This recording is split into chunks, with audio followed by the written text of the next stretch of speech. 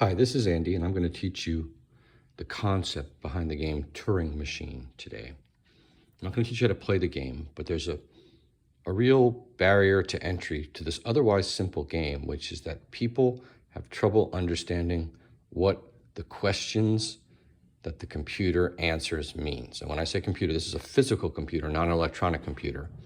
It's a very cool mechanism, but if you don't understand the question you're actually asking, the answers won't make any sense. And I'm going to do this by basically doing a spoiler. I'm going to tell you what the right answer is before we even start. The right answer to this puzzle is 2, 4, 1. So keep that in mind.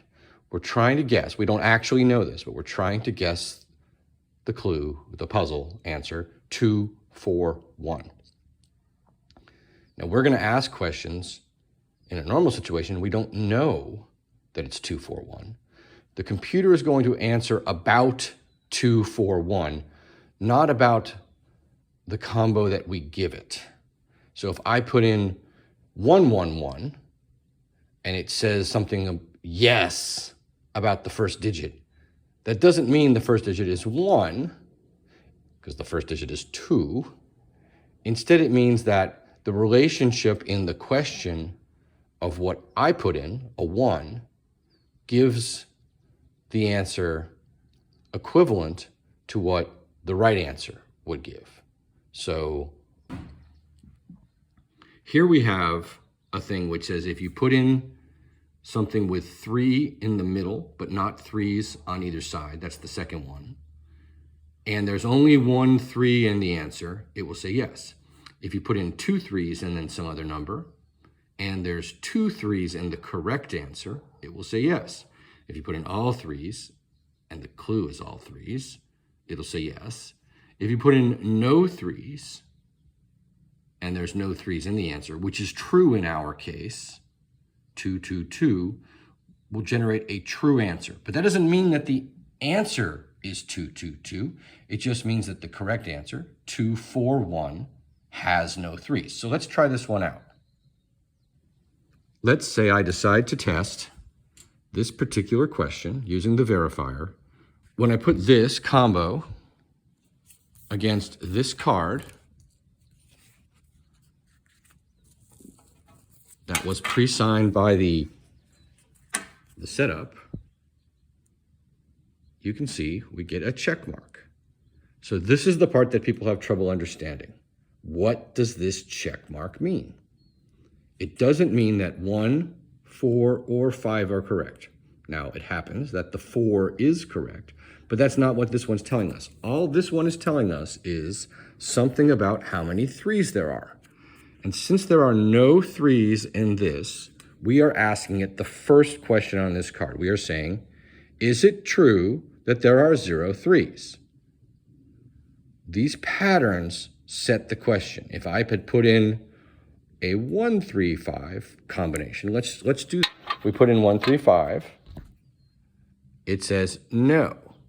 Now what's the difference between 1, 4, 5 and 1, 3, 5? Since neither of them are 2, 4, 1, the difference is that this question was only about the number 3.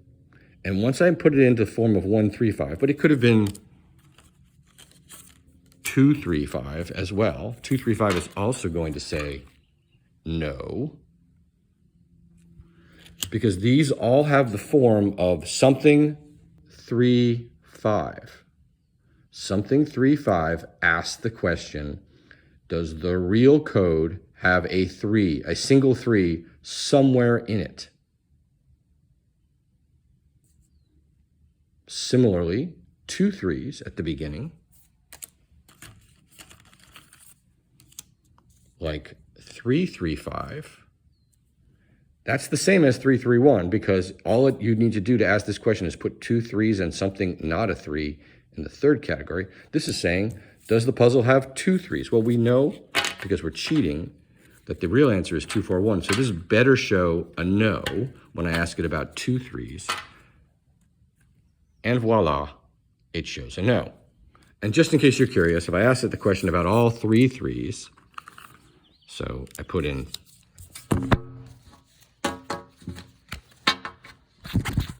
333. Then it says no. Let's do another one just to make it clearer.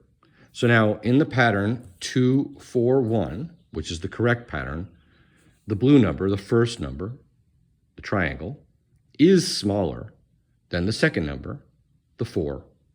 So that means that we're only going to get yeses if we put in questions based on this first pattern. We set blue to be less than orange, yellow, marigold, whatever you want to call it. If they were the same, it would only give us yeses when the middle two were the same.